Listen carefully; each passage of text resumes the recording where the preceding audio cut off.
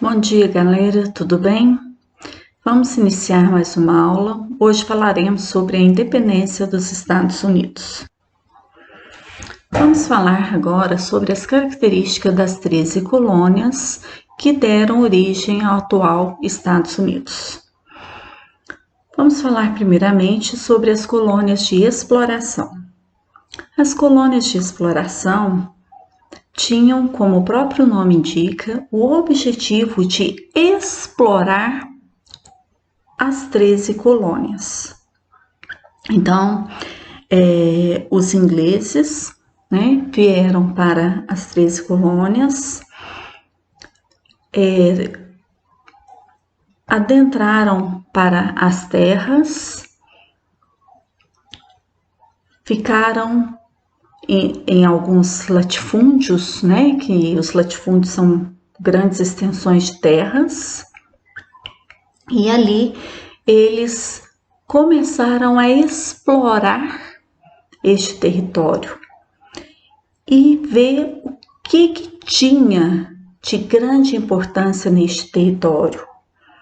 E descobriram matérias-primas, metais preciosos, e pegaram essas matérias-primas, estes metais preciosos, e exportaram para a Inglaterra, utilizando a mão de obra escrava. E durante esse período, eles se alimentavam com gêneros tropicais exóticos. Bom, já as colônias de povoamento, elas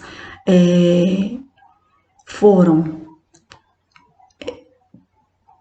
pessoas que vieram da Inglaterra, fugitivas de perseguições religiosas, e chegando nas 13 colônias, fundaram pequenas propriedades, das quais formaram ali famílias, e essas famílias se dedicaram à agricultura de subsistência, que é uma agricultura destinada à produção de alimentos para o seu próprio consumo, aquilo que eles necessitam para o seu dia a dia, e com uma mão de obra livre, não escravizaram ninguém.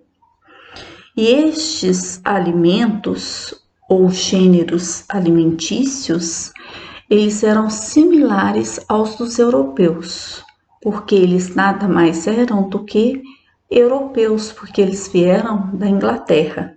Então, eles seguiam os mesmos padrões, as mesmas tradições dos europeus.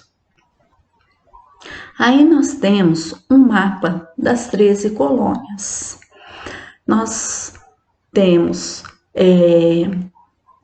Massachusetts, New Hampshire, Rhode Island, Connecticut, Nova Jersey, Delaware, Maryland, Nova York, Pensilvânia,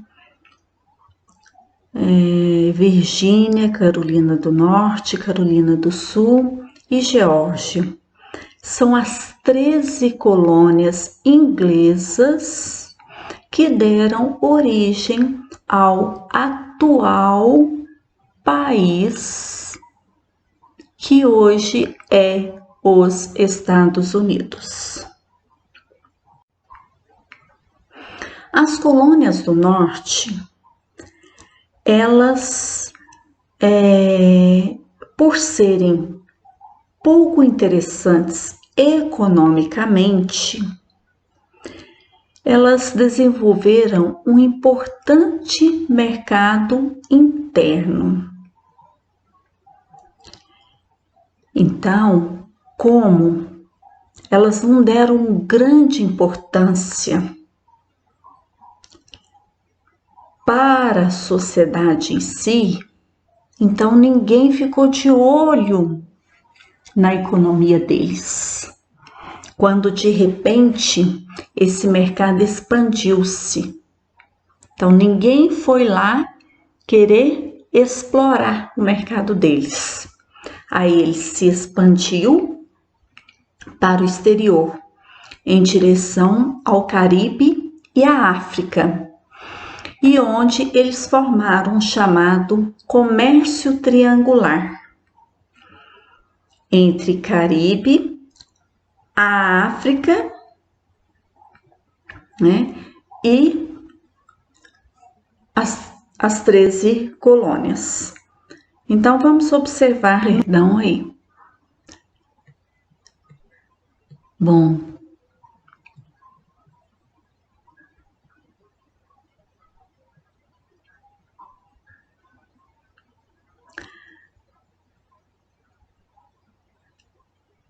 da Costa do Marfim era levado para Porto Rico escravos e ouro.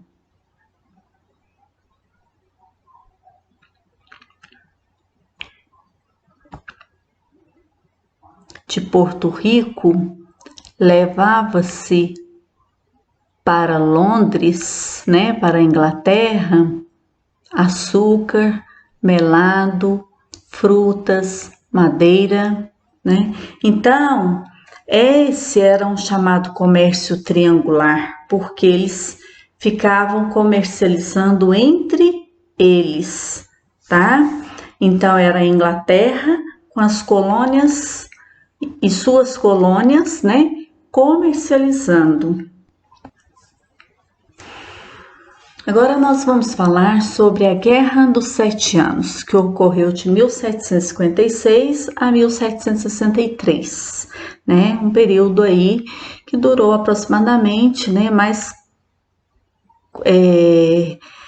aproximadamente não, 7 anos mesmo de disputas aí por posses de territórios. Então, essa guerra ocorreu entre a França e a Inglaterra, que disputaram a posse do Canadá e de outros territórios coloniais na África e na Índia. Desse confronto participaram também outros colonos, os norte-americanos, ao lado dos ingleses. Bom, a Inglaterra, ela saiu vitoriosa deste conflito, porém, ela teve muitas dificuldades financeiras, porque uma guerra, gente, ela gera muitos gastos mesmo. Então, com isto, ela teve que dar um jeito nessa situação. Então, ela resolveu cobrar impostos dos colonos para tentar melhorar a sua situação econômica, que estava totalmente fragilizada devido à Guerra de 7 Anos. E com essa cobrança de impostos, os colonos ficaram revoltados. E aí começa uma revolta, que a gente chama de uma revolta generalizada, porque os colonos, de um modo geral, ficaram insatisfeitos com a situação.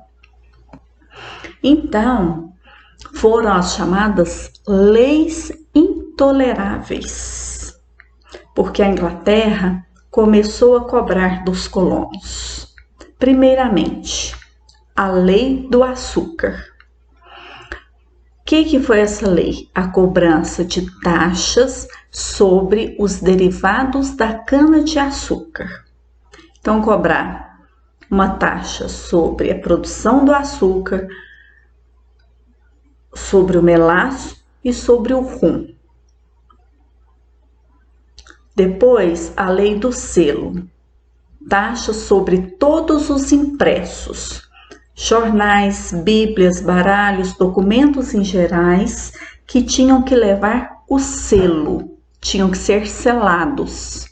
Então, todos os documentos que teriam que ser selados tinham que pagar um imposto, uma taxa. Depois, a lei do chá.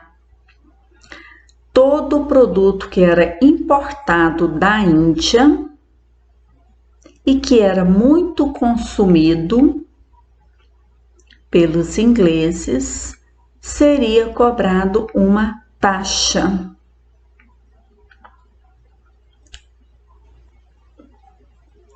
Então, começou então as manifestações dos colonos.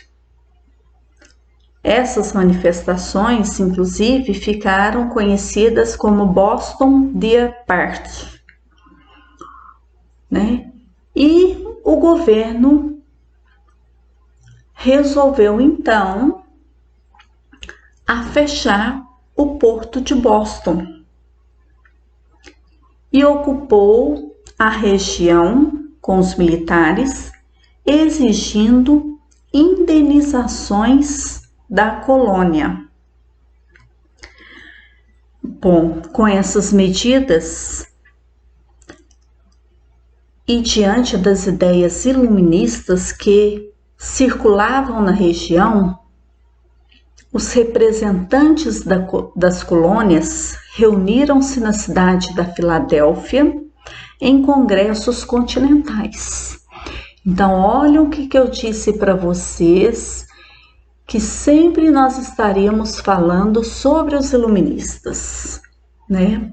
Então, qual que eram as ideias dos iluministas? A liberdade de expressão, né? Então, os colonos viram que aquela situação que eles estavam vivendo ali, aquela cobrança de taxas, essas cobranças de impostos estava errada. Então, o que eles fizeram? Reuniram-se na Filadélfia em congressos. O primeiro congresso ocorreu em 1774, no qual eles repudiavam as leis intoleráveis.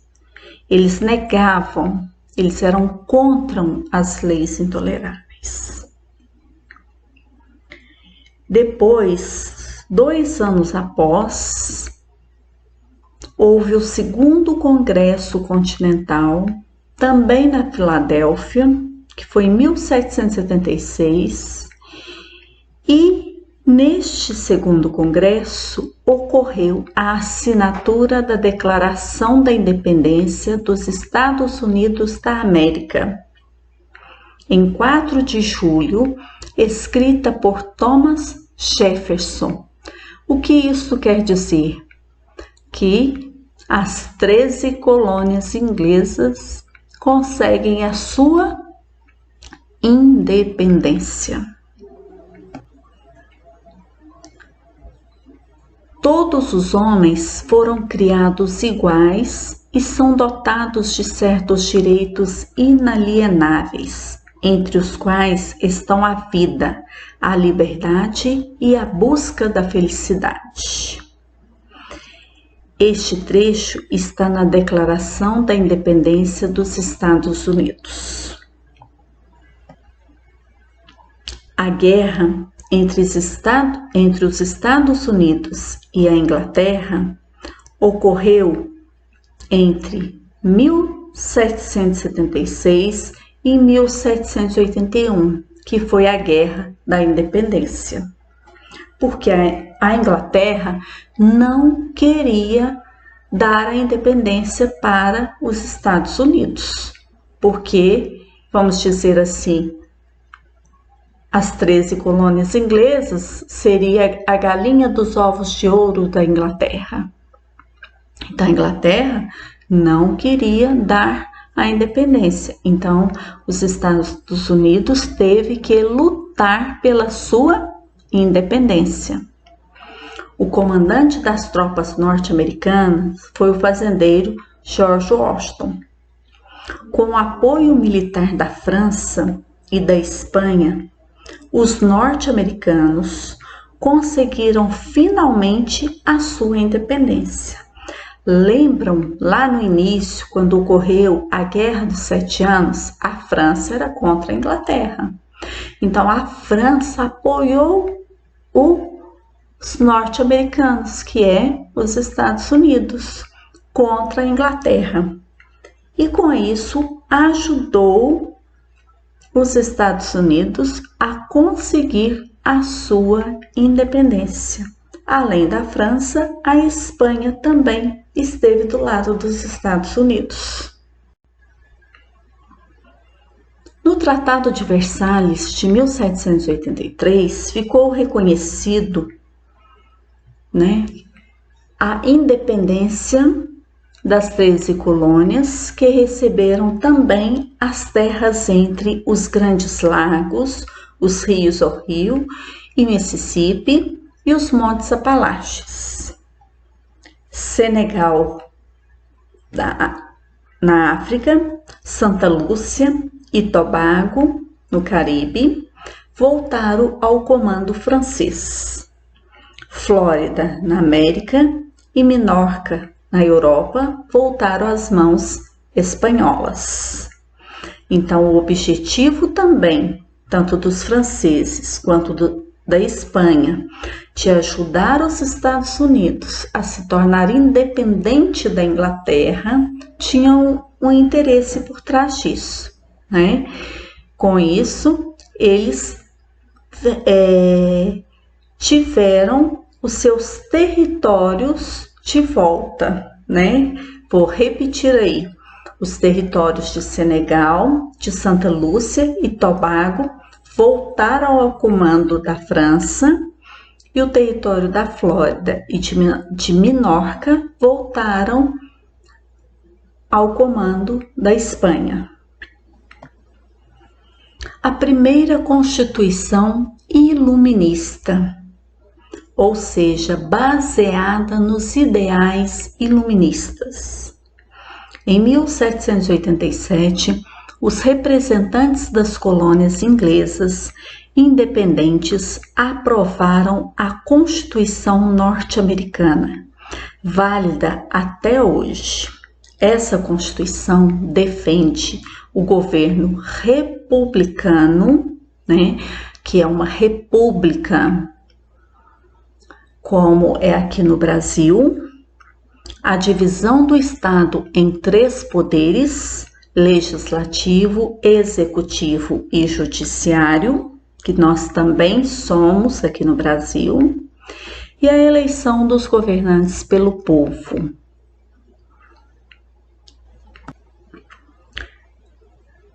Tudo há uma consequência.